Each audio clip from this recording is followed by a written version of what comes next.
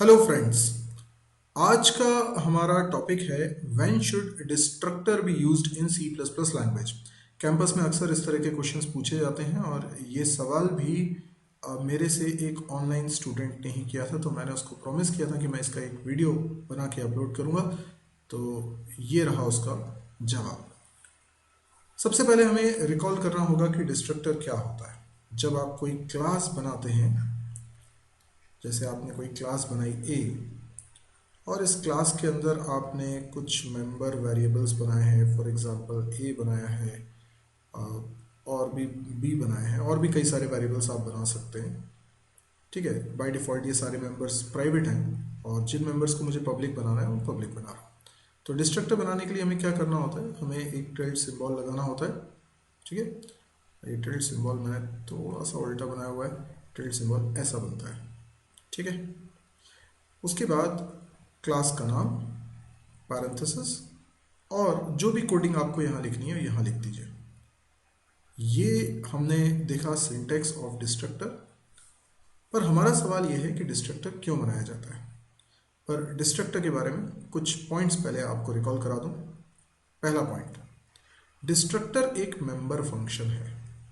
ठीक है, डिस्ट्रक्टर एक मेंबर फंक्शन है, यानी वो क्लास का मेंबर फंक्शन होता है। ऐसा नहीं होगा कि आपने अपने प्रोग्राम में कोई कहे कि मैंने एक डिस्ट्रक्टर बनाया और मैंने उसे किसी भी क्लास का मेंबर नहीं बनाया। It is not possible. दूसरी बात, आपको मालूम होना चाहिए कि ये एक ऐसा फंक्शन है जिसका नाम वही है जो क्लास का नाम है। ठीक है ना, जो डिस्ट्रक्टर फंक्शन का नाम है वो है ए और यही क्लास का नाम होना चाहिए। अच्छा, कंस्ट्रक्टर का नाम भी क्लास के नाम से मैच करता है, लेकिन दोनों में अंतर ये होगा कि डिस्ट्रक्टर में टिल्ड सिंबल लगा रहता है। ये जो सिंबल है इसको बोलते हैं टिल्ड।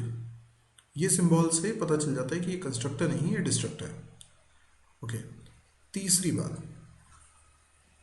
ये जो डिस्ट्रक्टर है इसमें इसका कोई रिटर्न टाइप नहीं होता। हालांकि कंस्ट्रक्टर में भी आपने इस चीज़ को पढ़ा है, इसका भी कोई रिटर्न टाइप नहीं होता। तो ये कभी कोई वैल्यू रिटर्न स्टेटमेंट से रिटर्न नहीं कराएगा, यानी इसके अंदर आप कभी रिटर्न कीवर्ड का इस्तेमाल नहीं करेंगे।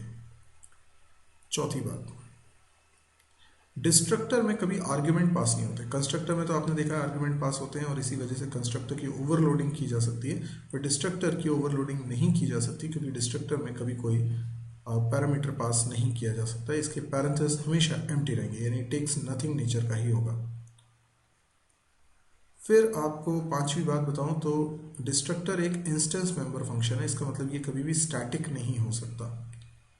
आप कभी भी इसके पहले स्टैटिक नहीं बना सकते। तो इंटरव्यू में कभी अगर आपसे पूछा जाए कि बताओ स्टैटिक डिस्ट्रक्टर कैसे बनाते हो, तो आप बताइए कि स्टैटिक डिस्ट्रक्टर जैसी कोई चीज़ नहीं होती। डिस्ट्रक्टर इंस्टेंस मेंबर ही होता है, यानी किसी ऑब्जेक्ट के लिए ही चलता है।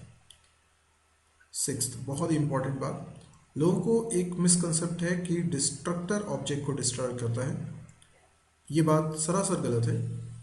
डिस्ट्रक्टर ऑब्जेक्ट को डिस्ट्रॉय नहीं करता, बल्कि डिस्ट्रक्टर एक ऐसा फंक्शन है जो ऑब्जेक्ट के डिस्ट्रॉय होने के जस्ट पहले चलता है। अब देखिए, मैंने कोई फंक्शन बनाया, ठीक है, और ये फंक्शन के अंदर मैंने ए क्लास का कोई ऑब्जेक्ट बनाया, ठीक है ना। अब आप जानते हैं जब भी ये फंक्शन कॉल होगा तभी ये ऑब्जेक्ट बनेगा, और जो भी इसमें कोड लिखा हुआ है, जैसे ये फंक्शन का काम कंप्लीट हो जाएगा ये ऑब्जेक्ट अपने आप डिस्ट्रॉय हो जाएगा, क्योंकि ये लोकल वेरिएबल की तरह है। तो फंक्शन के अंदर जो ऑब्जेक्ट्स बने होते हैं उनकी मेमोरी रिलीज हो जाती है जैसे ही फंक्शन का काम कंप्लीट होता है। तो इसका जो लाइफ टाइम है वो तो फंक्शन की बॉडी के अंदर ही है। तो जैसे ही ये ऑब्जेक्ट डिस्ट्रॉय होगा, यानी ऑब्जेक्ट तो डिस्ट्रॉय होना कंपाइल टाइम पे ही तय हो चुका था। कंपाइलर ने जब कंपाइल किया था प्रोग्राम को और देखा था ये डिक्लेरेशन स्टेटमेंट कि आपने ये ऑब्जेक्ट बनाया है, तो इस डिक्लेरेशन स्टेटमेंट को देखकर ही उसे समझ में आ गया था कि इस ऑब्जेक्ट की लाइफ कितनी होगी। तो जब भी फंक्शन एंड होगा ये ऑब्जेक्ट डिस्ट्रॉय होगा, ये तय हो चुका था। अब जब ये ऑब्जेक्ट एक्चुअल में ड्यूरिंग एग्जीक्यूशन डिस्ट्रॉय होगा तो उसके जस्ट पहले ये डिस्ट्रक्टर फंक्शन कॉल हो जाएगा, यानी कंपाइलर ने इस ऑब्जेक्ट के साथ इस डिस्ट्रक्टर को कॉल करना तय कर रखा है जब ये ऑब्जेक्ट डिस्ट्रॉय होने वाला है उसके जस्ट पहले। यानी जब इस ऑब्जेक्ट का स्कोप खत्म होगा, ये फंक्शन की बॉडी लास्ट कर्ली ब्रैकेट पे कंट्रोल आएगा उसके जस्ट पहले ऑब्जेक्ट के लिए डिस्ट्रक्टर कॉल हो जाएगा और जो भी कोडिंग इसके अंदर लिखी होगी वो चल जाएगी। यानी डिस्ट्रक्टर ने ऑब्जेक्ट को ख़त्म नहीं किया, ऑब्जेक्ट तो ख़त्म होने ही वाला था, उसके लिए डिस्ट्रक्टर एक आखिरी फंक्शन के रूप में चल गया। तो एक इम्पॉर्टेंट कॉन्सेप्ट आपको याद रखना है, जो 6 नंबर का पॉइंट मैं कह रहा हूँ, कि डिस्ट्रक्टर ऑब्जेक्ट को डिस्ट्रॉय नहीं करता, बल्कि ऑब्जेक्ट जब डिस्ट्रॉय होने वाला होता है उसके जस्ट पहले डिस्ट्रक्टर चल जाता है। ओके, 7th पॉइंट पे बोलता हूँ, ये जो डिस्ट्रक्टर है ये किसी भी ऑब्जेक्ट की ज़िंदगी में चलने वाला आखिरी फंक्शन होता है। यानी कोई भी ऑब्जेक्ट जब डिस्ट्रॉय होने वाला है उसके जस्ट पहले अगर ये कॉल हो रहा है तो इसका मतलब है इस फंक्शन के चल जाने के बाद उस ऑब्जेक्ट के लिए कोई दूसरा फंक्शन नहीं चल सकता। तो ये बात ध्यान में रखिए कि एक तो किसी भी ऑब्जेक्ट की ज़िंदगी में ये डिस्ट्रक्टर चलना गारंटेड है और सबसे आखिरी में ही चलेगा, इसके बाद और कोई फंक्शन उस ऑब्जेक्ट के लिए नहीं चल सकता। ठीक है, इस आठवीं बात, डिस्ट्रक्टर को हम कॉल नहीं करते, ये अपने आप कॉल होता है। कब? जब ऑब्जेक्ट डिस्ट्रॉय होने वाला है उसके जस्ट पहले। 9th पॉइंट बहुत इंपॉर्टेंट पॉइंट है, अगर हम अपनी क्लास में कोई डिस्ट्रक्टर नहीं बनाते हैं तो कंपाइलर बनाता है। यानी हमारी क्लास में डिस्ट्रक्टर तो होगा ही, अगर हमने नहीं बनाया है तो कंपाइलर बनाएगा, और जो कंपाइलर बनाएगा उसमें करली ब्रैकेट के अंदर कोई कोडिंग नहीं लिखेगा। यानी डिस्ट्रक्टर एक फॉर्मेलिटी की तरह रहेगा, जो कॉल तो होगा पर उससे कोई इफेक्ट नहीं होगा।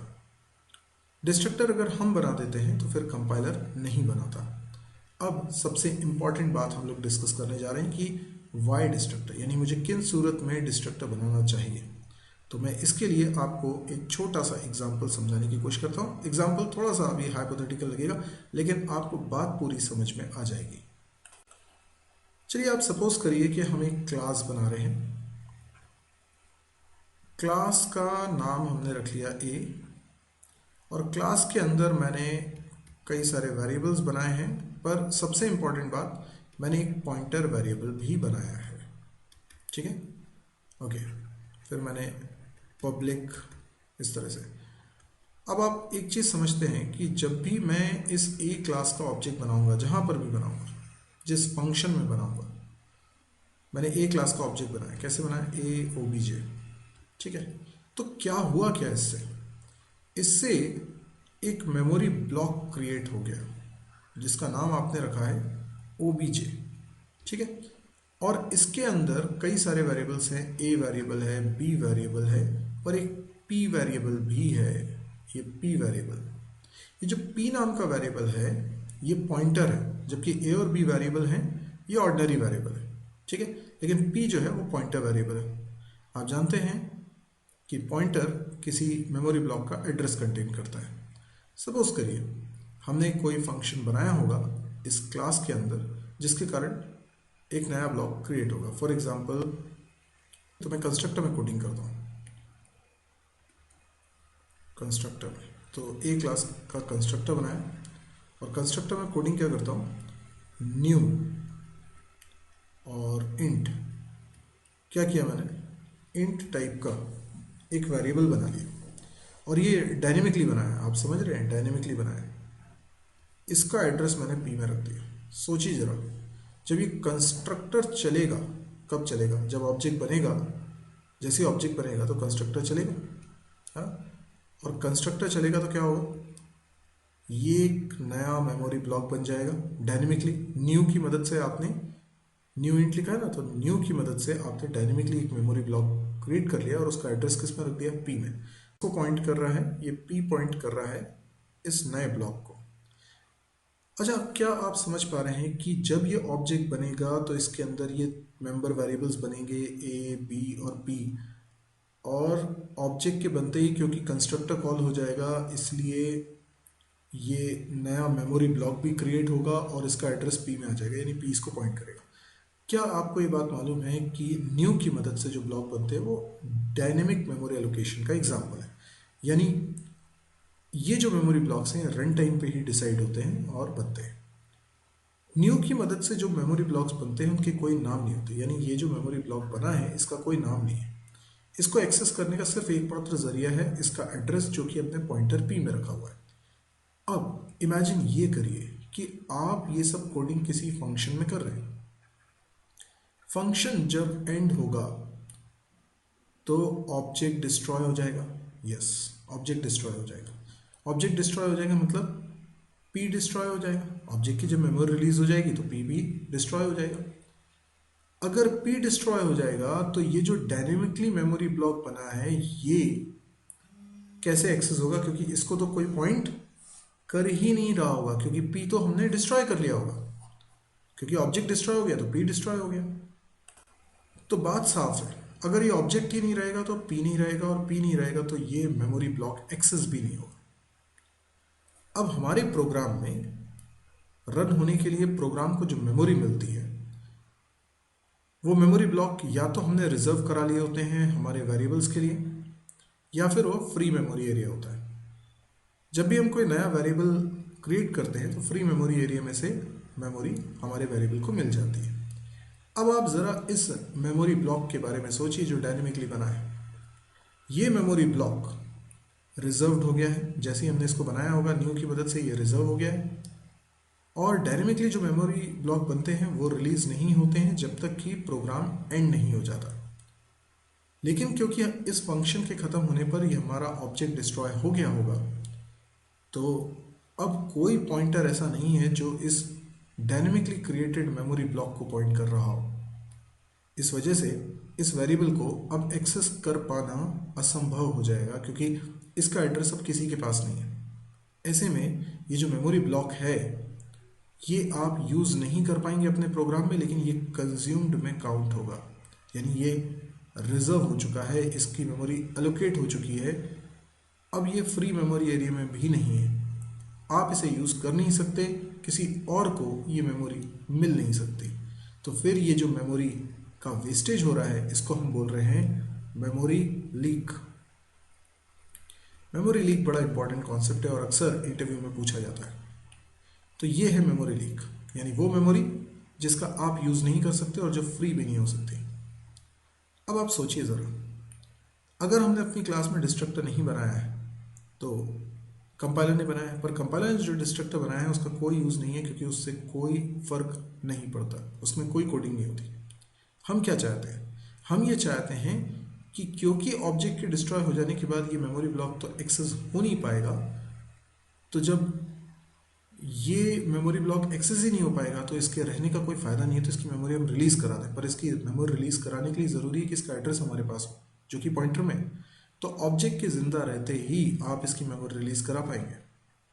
तो इसकी मेमोरी रिलीज़ कराने का कोड अगर मैं किसी फंक्शन में लिख देता हूँ तो वो फंक्शन हमें कॉल करना पड़ेगा, और अगर हमने कॉल नहीं किया तो फिर मेमोरी लीक हो जाएगी। तो मेमोरी लीक से बचने के लिए हमने कहा कि भाई देखो, ऑब्जेक्ट डिस्ट्रॉय हो उसके पहले इसकी मेमोरी रिलीज़ करना तो कंपलसरी है। अगर आप मेमोरी लीक नहीं होने देना चाहते हो तो आप ये ध्यान रखो कि ऑब्जेक्ट डिस्ट्रॉय हो उसके पहले गारंटेड ये मेमोरी भी रिलीज़ हो जाए। तो गारंटी तो डिस्ट्रक्टर देगा, यानी अगर आप अपनी क्लास में एक डिस्ट्रक्टर खुद बनाते हैं तो डिस्ट्रक्टर के अंदर कैसा कोड लिखेंगे, यहाँ मैं लिख देता हूँ डिस्ट्रक्टर की कोडिंग। आप डिस्ट्रक्टर जब बनाएंगे तो उसके अंदर क्या कोडिंग करेंगे? उसके अंदर लिखेंगे डिलीट। जैसे न्यू एक कीवर्ड है वैसे डिलीट एक कीवर्ड है, और उसके बाद मैंने लिखा पी।